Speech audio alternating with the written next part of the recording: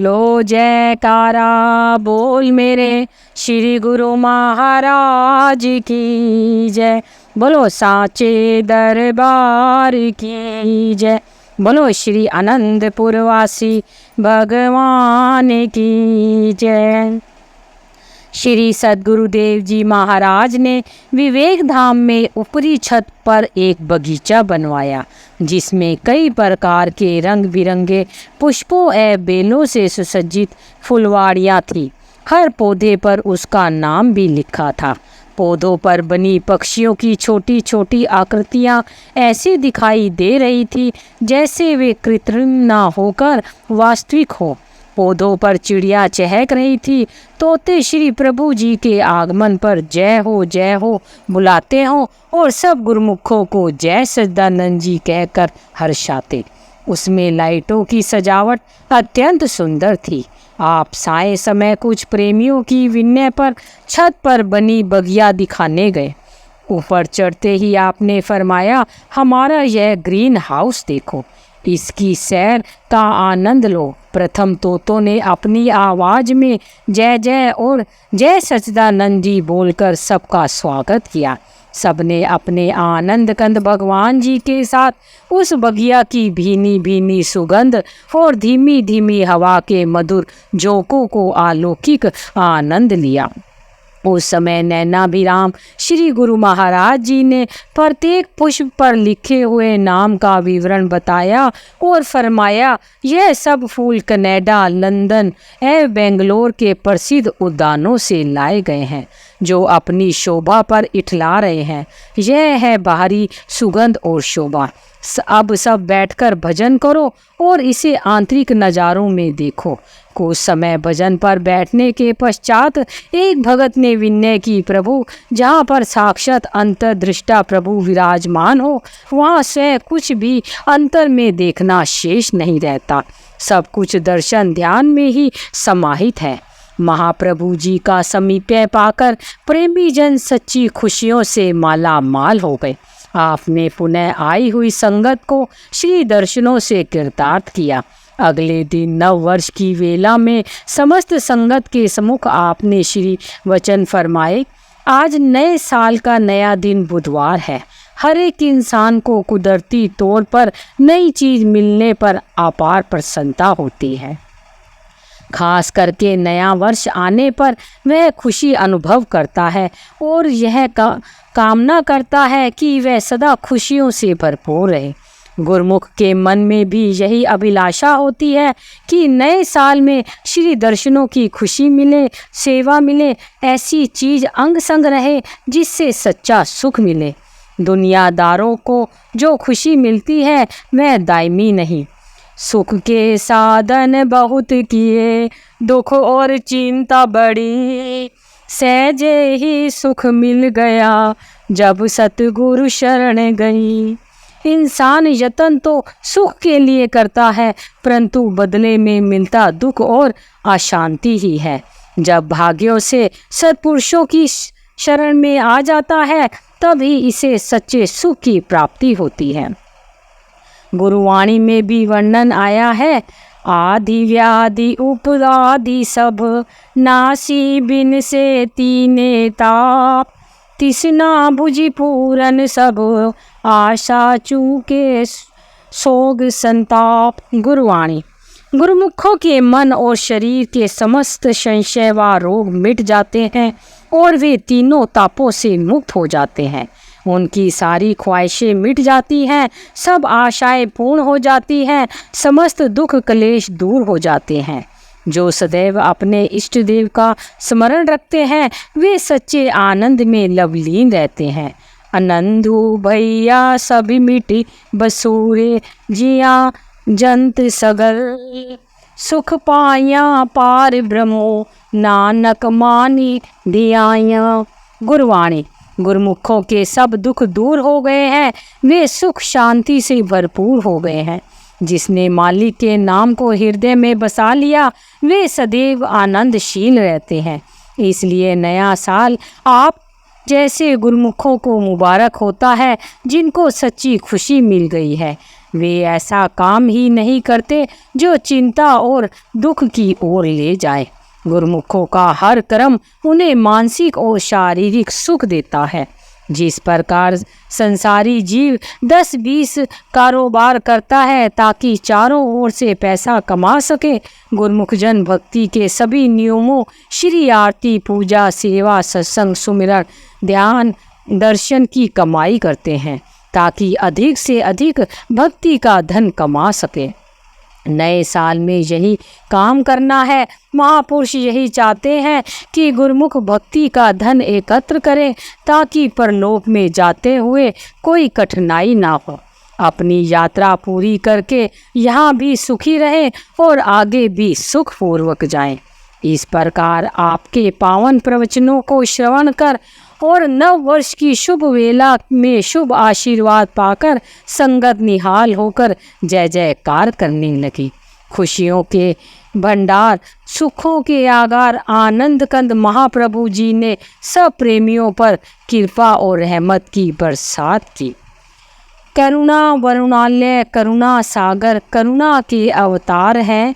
कृपा दृष्टि जहाँ पर भी डाले खिल जाती गुलजार है।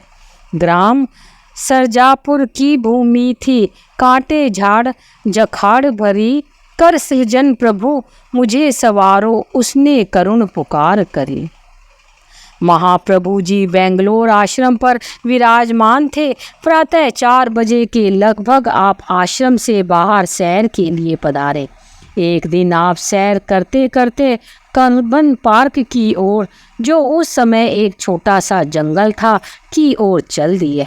फुटपाथ पर चलते हुए आगे एक दरार सी दिखाई दी। साथ में चल रहे भक्त जी उस दरार को बंद करके खड़े हो गए। वचन हुए, क्या बात है, यहाँ आकर क्यों खड़े हो गए हो? भक्त जी ने कहा, प्रभु यहाँ एक बड़ी दरार है, आपका श्री चरण इसके ऊपर ना आ जाए इसलिए मैं इसे ढककर खड़ा हो गया हूँ। फरमाया, भक्त जी आप शायद नहीं जानते कि इस दरार में लाखों करोड़ों छोटे जीव हैं जो युगों से इस प्रतीक्षा में हैं कि कोई महापुरुष आए और आकर हमारा उद्धार करे। आपके इस प्रकार दरार को ढक देने से वे दर्शन लाभ से वंचित रह जाएंगे। भक्त जी ने आपके रहस्य भरे वचनों को श्रवण कर क्षमा याचना की और एक ओर हटकर खड़े हो गए।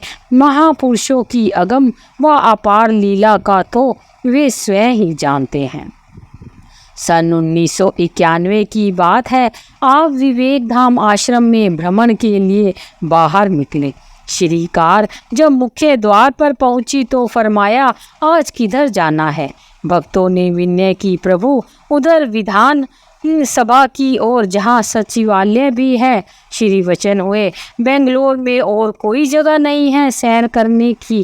कार चला रहे भक्त जी ने कहा कि ऐसी हरियाली वाली जगह बेंगलोर एयरपोर्ट के पीछे भी है। वहाँ हरियाली तो खूब है परंतु वहाँ सड़क नहीं है, सारा रास्ता कच्चा है। श्री वचन हुए, आज चलो उधर ही चलते हैं। श्री आज्ञानुसार वे सब उधर चल पड़े। एयरपोर्ट के पिछले भाग में पहुंचकर देखा वहाँ हरियाली तो बहुत थी परंतु रास्ता बहुत खराब था। मिट्टी वाला कच्चा रास्ता जहाँ गाड़ी बिल्कुल चल नहीं पा रही थी। भक्त जी ने श्री चरणों में विनय की, प्रभु रास्ता बहुत खराब है, मौज हो तो वापस चले। फरमाया, आप आगे की ओर चलते जाओ। जैसे ही श्री मुख से ये वचन हुए गाड़ी धीरे धीरे आगे बढ़ने लगी। थोड़े आगे पहुंचने पर देखा कि वहाँ सब और जंगल ही जंगल है। उस सुनसान जगह पर पहुंचकर आपने कार रुकवा दी। आप कार से नीचे उतरे, क्या देखा कि आगे एक छोटा सा नाला था। सभी प्रेमी भक्तों ने आसपास में कुछ झाड़ियाँ, पत्थर व घास आदि एकत्र करके उस नाले को ढक दिया और आपने उस नाले को पार करके दूसरी तरफ कृपा फरमाई। उस तरफ की जमीन कांटों व झाड़ जखाड़ों से भरी हुई थी। इतनी बड़ी जमीन पर केवल एक ही वृक्ष दिखाई दे रहा था। आप अपनी मौज से उस कांटों भरी जमीन को श्री चरणों से कृतार्थ करने लगे। जितना आगे बढ़ते गए उतने ही मोटे मोटे कांटे श्री वस्तुओं पर लिपटने लगे।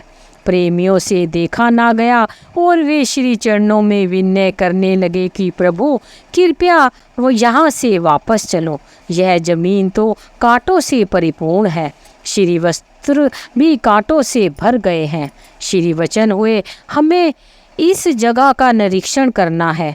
पूरी जमीन की परिक्रमा करके वापस आए तो उस वृक्ष के नीचे कुर्सी पर विराजमान हो गए।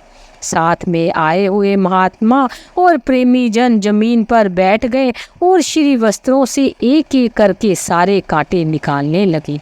जब सारे कांटे निकल गए तो भक्तों ने मन ही मन अनुमान लगाया कि श्री प्रभु जी अवश्य ही यह जमीन पसंद कर रहे हैं, आप इसे खरीदने की आज्ञा फरमाते। इससे पहले ही भक्तजनों ने विनय की, प्रभु यह जमीन तो अत्यंत कटीली झाड़ जखाड़ से भरी हुई है, चारों ओर जंगल ही जंगल है। आपने मुस्कुराते हुए फरमाया, गुलाब की डंडी पर कितने कांटे होते हैं, उन कांटों पर ही फूल खिलते हैं, यहाँ पर भी ऐसा ही होगा। पुनः भक्त मधु कपूर जी को संबोधित करते हुए फरमाया, इस जमीन पर हम एक स्कूल बनवाना चाहते हैं जहाँ बच्चों को कम फीस में उच्च शिक्षा प्राप्त हो सके। यह ज़मीन खरीदनी है और इस ज़मीन के बगल में जो ज़मीन है वह भी आप खरीद लो। आप यहाँ एक अच्छा ट्रेनिंग सेंटर बनवाना। आपकी श्री आज्ञा अनुसार प्रेमी थोड़े ही दिन बाद पुनः वहाँ गए और उस ज़मीन के मालिक से सारी बातचीत की। सारी रकम तय करके उन्हें एडवांस के रूप में कुछ राशि दे दी गई। 20 सितंबर सन 1991 में श्री आज्ञा अनुसार यह ज़मीन खरीद ली गई जो सरजापुर गांव के क्षेत्र में आती थी। कुछ मास पश्चात जब आप पुनः बेंगलोर में कृपा फरमाई तो अगले दिन फरमाया, चलो उस ज़मीन पर चलकर देखते हैं कि वहाँ अब क्या अवस्था है। आप सब भक्तों को लेकर वहां पहुंचे और जाते ही सबको वहां से कांटे हटाने का आदेश दिया। भाग्य जगाए आन धरा के श्री सतगुरु जी कृपा निधान, शुभ आशीष देकर सेवकों को कीना यह मधु फरमान। सेवा की औषध से कर दो कांटों का सब काम तमाम, बनेगा यहाँ दुनिया से निराला शिक्षा केंद्र एक महान। सब भक्तजन खूब हर्ष उल्लास से सेवा में जुट गए और कुछ ही पलों में उस जमीन का नक्शा ही पलट गया। सारी जमीन कांटों से रहित हो गई। जिस जमीन पर पांव रखने की जगह भी नहीं थी, सब और कांटे ही कांटे थे, वह आज महाप्रभु जी की एक दृष्टि मात्र से, उनकी कृपा से, भक्तों की सेवा से बिल्कुल साफ हो गई। वहाँ के मालिक को जब पता चला तो वह कौतूहलवश देखने आया और पूछने लगा, यहाँ यह सब एक ही दिन में कैसे संभव हो गया? इस जमीन का तो कायाकल्प ही हो गया। यहाँ क्या बनेगा? यह जमीन खेती बाड़ी के योग्य तो है नहीं, क्योंकि यहाँ पर पानी की एक बूंद भी दिखाई नहीं दी और पानी के अभाव में ना तो यहाँ कुछ और बन सकता है। फिर मन ही मन सोचने लगा कि मुझे तो इस जमीन के पूरे दाम मिल गए हैं, अब चाहे ये कुछ भी बनाए, मेरा इससे क्या प्रयोजन। उसे क्या मालूम था कि जहाँ पूर्ण महापुरुषों के चरण पड़ जाते हैं वह बंजर भूमि भी उनका स्पर्श पाकर लहलहाने लगती है, पानी के चश्मे बहने लगते हैं, सारा वातावरण उनकी सुगंधी से महकने लगता है। यह समाचार सर्वत्र फैल गया कि श्री प्रभु जी ने बेंगलोर शहर से काफ़ी दूर एक ज़मीन ली है और उसे शीघ्र ही आबाद करने की श्री मौज है। तो कुछ भक्तजन अन्य शहरों से इस स्थान को देखने के लिए आए। वे इस सोच में पड़ गए कि इतनी दूर जंगल में यहाँ कौन आएगा। आसपास कोई मकान भी नहीं। उस समय यातायात के साधन भी सुगम नहीं थे। मोटर कारें भी किसी विरले विरले के पास हुआ करती थीं। गुरुमुख जन यह इस असमंजस में पड़ गए कि इतनी दूर बच्चे भी कैसे और कहाँ से आएंगे। स्कूल तो बनेगा, परंतु बच्चों के बिना कैसे चलेगा। सबने वापस आश्रम में पहुंचकर परस्पर परामर्श करके श्री चरणों में विनय की, प्रभु जिस जमीन पर आप स्कूल का निर्माण करना चाहते हैं वह तो पूरा जंगल है, वहाँ दूर दूर तक कोई मकान दिखाई नहीं देता। फिर ऐसे में बच्चे कहाँ से और कैसे आएंगे, स्कूल कैसे चलेगा। आप मुस्कुराने लगे और फरमाया, यहाँ केवल भारत ही नहीं अपितु सारी दुनिया का सबसे अच्छा स्कूल बनेगा। अब समय आ गया है, अब शीघ्रता से इस स्कूल का निर्माण कार्य आरंभ करो। पहले 4 दीवारी बनाओ। बस फिर क्या था, आपने इसकी सब रूपरेखा तैयार करवाई। ठेकेदार को बुलाकर निर्माण का कार्यभार सौंप दिया गया, लेकिन सबसे बड़ी समस्या आई पानी की। उस जमीन में कहीं भी पानी की एक बूंद ना थी। निर्माण के लिए पानी की आवश्यकता थी। अब पानी आए तो आए कहाँ से। कई स्थानों पर बोरिंग करके जल निकालने का प्रयास किया गया, परंतु कहीं भी एक बूंद जल ना मिला। आखिर में एक बोर और किया गया, जिसकी गहराई 830 फुट तक जाने पर भी केवल पाउडर ही हाथ आया। अगली बार जब आपने बेंगलोर में कृपा फरमाई तो आते ही फरमाया, स्कूल का निर्माण कार्य आरंभ हुआ या नहीं। 4 दीवारी बनानी आरंभ की। प्रेमियों ने हाथ जोड़कर विनय की, स्वामी जी वहाँ एक बूंद पानी नहीं है। ना जाने कितने बोरवेल बनाए, परंतु पानी नहीं निकला। अब तो आप ही कृपा कीजिए। यह सुनकर आपने फरमाया, चलो हम स्वयं चलते हैं। कुछ महात्मा भक्तों के साथ महाप्रभु जी उस स्थान पर पहुंच गए। एक स्थान पर पहुंचकर आपने निज कर कमलों से वहां निशान लगाते हुए फरमाया कि इस जगह खुदाई करो, आरंभ करो, यहाँ से अवश्य ही पानी निकलेगा। सबने श्री आज्ञा शिरोधार्य कर उस स्थान को खोदना आरंभ किया। घोर आश्चर्य, केवल 8 फुट की खुदाई करने पर देखा कि 4 फुट गहरा पानी खड़ा था। उसी 4 फुट पानी से सारा दिन चुनाई का काम होता। शाम तक वहाँ एक बूंद पानी ना बचता। अगले दिन फिर वही करिश्मा। सब सेवक जन सेवा करने के लिए आते और उसी स्थान पर 4 फुट पानी भरा हुआ देखते। सारा दिन प्रयोग में लाने पर शाम तक वहाँ एक बूंद पानी ना बचती। अब तो प्रतिदिन यही सिलसिला चलता रहा और आपकी अपार कृपा से 2-3 मास के अंदर पूरी 4 दीवारी बनकर तैयार हो गई।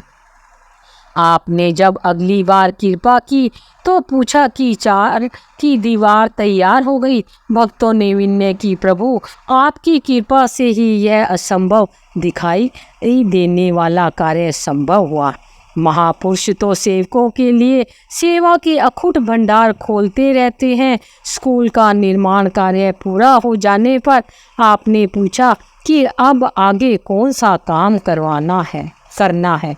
भक्तों ने विनय की, प्रभु यहाँ पर एक सत्संग हॉल का निर्माण हो जाए, ताकि जब भी महाप्रभु जी इस स्कूल में कृपा फरमाए तो नन्हे मुन्ने बच्चों